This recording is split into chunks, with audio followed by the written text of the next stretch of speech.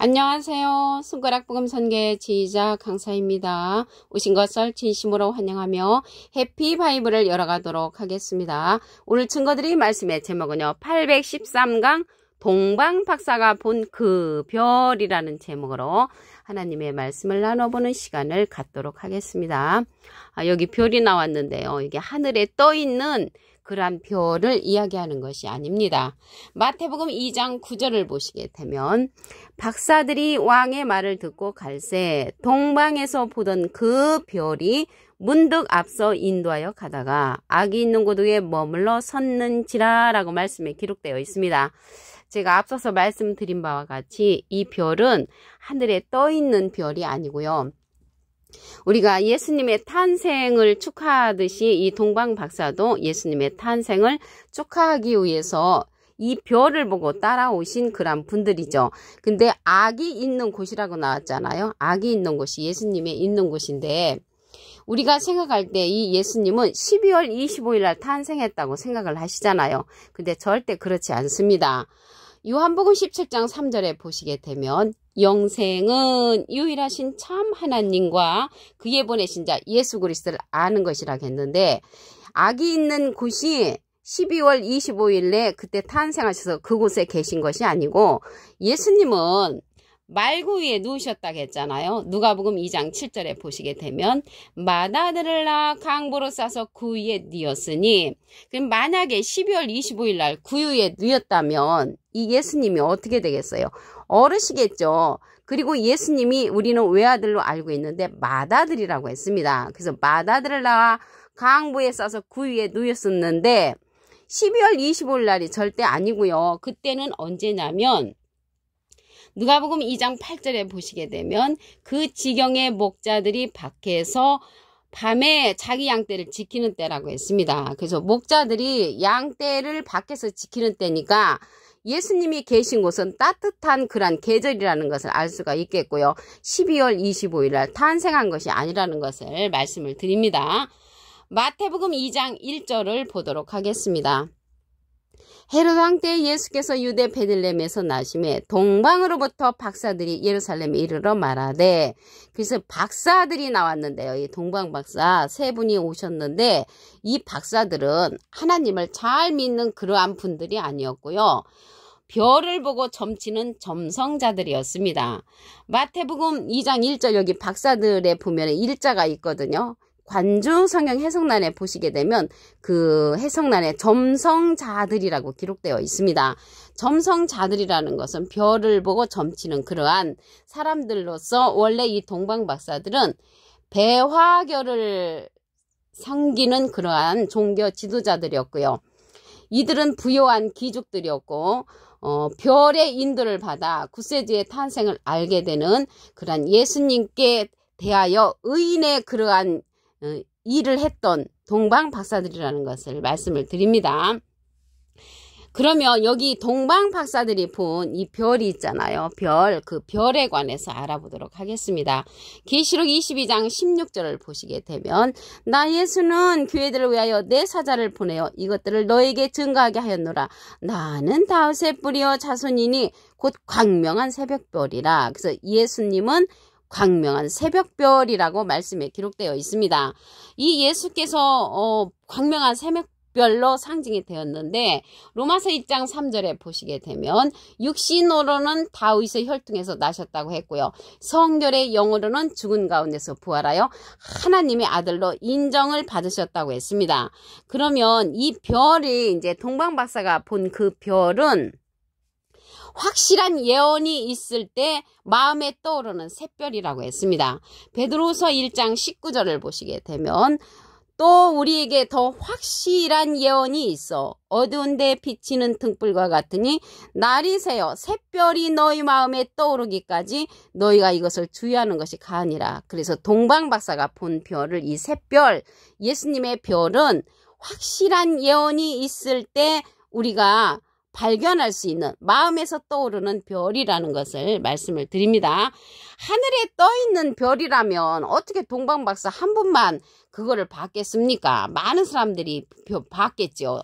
그 주위에 있는 많은 사람들은 아무도 본 자가 없잖아요. 그래서 이러한 동방박사들은 확실한 예언을 갖고 있는 마음에서 떠오르는 샛별, 마음에서 떠오르는 이 샛별은 예수님이라고 말씀해 드렸잖아요. 그래서 예수님을 발견한 것입니다. 확실한 예언을 가지고. 그런데 우리도 이러한 동방박사가 본 이러한 예수님의 탄생의 그러한 별을 보려면 계시록에 가서 보면 별을 갖고 출현하는 자가 있습니다. 계시록 1장 16절을 보시게 되면 그 오른손에 7별이 있고 7별을 갖고 있는 자가 출현을 하지요. 그 입에서 좌우에 날성검이 나오고 그 얼굴은 해가 힘있게 비치는 것 같더라. 그래서 이 오른손에 7별을 갖고 있는 자가 입에서 나오는 날성검이라고 한 것을 볼 때 말씀에 검을 갖고 있는 자가 출현한다는 것을 알 수가 있고요. 얼굴은 해가 힘있게 비친다고 했습니다. 해는 시편 84편 11절에 보시게 되면 여호와 하나님은 해요 방패시라. 그래서 하나님과 같이 힘이 있는 그러한 자라는 것을 알 수가 있습니다. 여기 날성검은 이제 하나님의 말씀을 상징하죠. 히브리서 4장 12절에 보시게 되면 해는 하나님을 상징하므로 인자 같은 이로 출현을 합니다. 계시록 1장 13절을 보시게 되면 여기는 계시록 1장 16절이잖아요. 13절에 보면은 누구냐면 촛대 사이에 인자 같은 이가 발에 끌리는 옷을 입고 가슴에 금띠를 띠고 나오는 자입니다. 그래서 여기에서 오른손에 7별이 있는 자는 인자 같으니, 인자는 예수님하고 비슷한 이잖아요. 인자, 예수님은 인자라고 하셨기 때문에. 그래서 발에 끌리는 옷을 입었다고 했는데 여기 옷은 하나님의 전신갑주를 상징을 합니다. 에베소서 6장 11절에 보시게 되면 마귀의 괴계를 능히 대적하기 위하여 하나님의 전신갑주를 입으라고 했습니다. 하나님의 전신갑주는 에베소서 6장 17절에 가서 보시게 되면 구원의 투구와 성령의 검 곧 하나님의 말씀을 가지라. 그래서 인자 같은 이는 하나님의 말씀으로서 전신갑주한 그러한 자라는 것을 말씀을 드립니다. 그래, 우리가 이제 동방박사가 본 이 별이 있잖아요. 그래서 별, 새벽별, 예수님의 별을 받는 자가 있습니다. 계시록 2장 28절을 보시게 되면 내가 또 그에게 새벽별을 주리라. 누구에게 주냐면 여기 새벽별을 주는 자가 인자 같은 이가 7별을 갖고 있었다고 했잖아요. 그런데 이 인자 같은 이가 이기는 자로서 예수님으로부터 그러한 권세를 받습니다. 계시록 2장 26절에 보시게 되면 이기는 자와 끝까지 내 일을 지키는 그 이기는 자는 인자 같은 이로서 예수님의 일을 끝까지 지키는 자라고 했고요. 그에게 만국을 다스리는 권세를 주리니 그가 철장을 가지고 저희를 다스려 질그릇 깨뜨리는 것과 같이 하리라. 나도 예수님도 내 아버지께 받은 것이 그러하니라. 그래서 예수님이 하나님께 받은 권세가 그렇듯이 이 새벽별을 누구에게 준다고 했냐면 예수님의 일을 끝까지 지키는 그 이기는 자에게 준다고 했습니다. 예수님은 이긴 자시죠. 요한복음 16장 33절에 보시게 되면 내가 세상을 이겼노라. 그래서 그 자가 새벽별을 받는 자가 인자 같은 이라고 했잖아요. 사람의 아들과 같은 이로서 추수하는 자로 출현을 합니다. 계시록 14장 14절을 보시게 되면 내가 보니 흰 구름이 있고 구름 위에 사람의 아들과 같은 이가 앉았는데 그 머리에는 금면류관이 있고 그 손에는 이한 낫을 가졌다고 했습니다. 이한 낫이나 여기 날성 검이나 같은 것이죠. 근데 이제 낫자루를 가졌다는 것을 볼 때 추수하는 자죠. 그래서 예수님은 거두는 자가 아닙니다. 예수님은 마태복음 13장 37절에 보시게 되면 좋은 씨를 뿌리는 이는 인자요. 예수님은 좋은 씨를 뿌렸고요. 누가 거두냐면 사람의 아들과 같으니, 사람은 한문으로 하면 인이고 아들은 자잖아요. 인자 같으니, 인자 같은 이가 거둔다는 것을 말씀을 드립니다.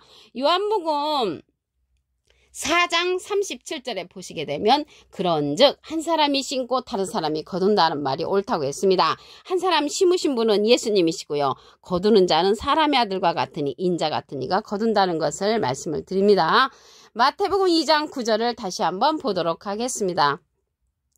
박사들이 왕의 말을 듣고 갈새 동방에서 보던 그 별이 문득 앞서 인도하여 가다가 아기 농구독에 머물러 섰는지라. 그래서 예수님이 12월 25일 날 탄생한 것이 아니고요. 12월 25일 날 만약에 탄생하셔서 구유에 누였다면 예수님 어르셔서 돌아가셨겠죠. 그래서 12월 25일이 아니고 이때는 따뜻한 그런 계절입니다. 누가복음 2장 8절에 보시게 되면 그 지경의 목자들이 밖에서 밤에 자기 양떼를 지키는 때이므로 예수님의 탄생의 별, 그 별은 12월 25일이 아니라는 것을 말씀을 드립니다. 박사들은 원래 하나님을 잘 믿는 자들이 아니었습니다. 마태복음 2장 1절을 보시게 되면 헤롯 왕 때 예수께서 유대 베들레헴에서 나심에 동방으로부터 박사들이 예루살렘에 이르러 말했는데 이 박사들은요 하나님을 믿었던 사람이 아니고 점성자들이었습니다. 여기 박사들 앞에 조그만하게 일자가 있습니다. 관조 성경 해석란에 보시게 되면 점성자들이라고 나와 있습니다. 그래서 이들은 의인으로서 하나님께서 동방에서 본 그 별을 볼 수 있도록 이 박사들을 통해서 예수님께 황금과 유황과 모략을 드렸잖아요. 그러한 예물을 드림으로 예수님이 애굽의 피난길에 자금이 되고 육체를 보호하는 그러한 생명의 보호자금으로 썼다는 것을 말씀을 드립니다. 이 별에 관해서 말씀을 보도록 하겠습니다. 계시록 22장 16절을 보시게 되면 나 예수는 광명한 새벽별이라. 그래서 예수님은 광명한 새벽별로 상징이 되었다는 것을 말씀을 드리고요. 이 광명한 새벽별, 이 별을 본 그 동방박사가 본 별은 하늘에 떠 있는 별이 아니고 확실한 예언으로서 마음에 떠오르는 별이었습니다. 베드로후서 1장 19절을 보시게 되면 우리에게 더 확실한 예언이 있어 어두운 데 비치는 등불과 같으니 날이 새어 샛별이 너희 마음에 떠오르기까지 너희가 이것을 주의하는 것이 가니라. 그래서 확실한 예언을 갖고 있는 그러한 동방박사들로서 이러한 샛별, 예수님이 떠오르는 그러한 별을 봄으로 예수님의 탄생을 축하하는 그러한 동방박사들이라는 것을 말씀을 드립니다. 우리도 이러한 별을 발견을 하려면 계시록에 가서 7별을 가진 이가 출현을 합니다. 계시록 1장 16절을 보시게 되면 그 오른손에 7별이 있고 그 입에서 좌우에 날성검이 나오고 그 얼굴은 해가 힘있게 비치는 것 같더라. 그래서 오른손에 7별을 가진 이를 만나야만이 우리도 동방박사가 발견한 그 별을 만날 수가 있습니다. 이 자가 누구냐면 여기 계시록 1장 16절이잖아요. 13절에 가서 보시게 되면 촛대 사이에 인자 같은 이가 팔에 끌리는 옷을 입고 가슴에 금띠를 띠고 나오는 예수님하고 비슷한 이로 출현하는 자입니다. 인자 같은 이는 팔에 끌리는 옷을 입었다고 했는데 이 옷은 에베소서 6장 11절에 보시게 되면 하나님의 전신갑주를 입으라라고 했습니다. 그래서 하나님의 전신갑주는 성령의 검, 그 하나님의 말씀을 상징한다는 것을 말씀을 드립니다. 하나님의 전신갑주의 말씀을 가진 자로서 인자 같은 이가 출현을 하고요. 이 인자 같은 이는 예수님으로부터 새벽별을 받는 자입니다. 계시록 2장 28절에 보시게 되면 내가 또 그에게 새벽별을 주리라. 그래서 우리도 이러한 새벽별, 동방박사가 본 이러한 별을 만나려면 인자 같은 이를 만나야만이 우리도 만날 수가 있습니다. 계시록 2장 26절에 보시게 되면 이익이 있는 자와 끝까지 내일을 지키는 그에게 만국을 다스리는 권세를 주리니 그가 철장을 가지고 저희를 다스려 질그릇 깨뜨린 것 같이 하리라. 나도 내 아버지께 받은 것이 그렇다라고 말씀에 기록되어 있습니다. 예수님이 하나님으로부터 권세를 받은 것처럼 이 인자 같으니 예수님의 일을 끝까지 지키는 그 이기는 자에게 새벽별을 주므로 우리가 이 시대에 별을 만나야 되려면 인자 같은 이를 만나야 우리도 별을 볼 수가 있습니다. 이 자가 추수꾼으로 나타납니다.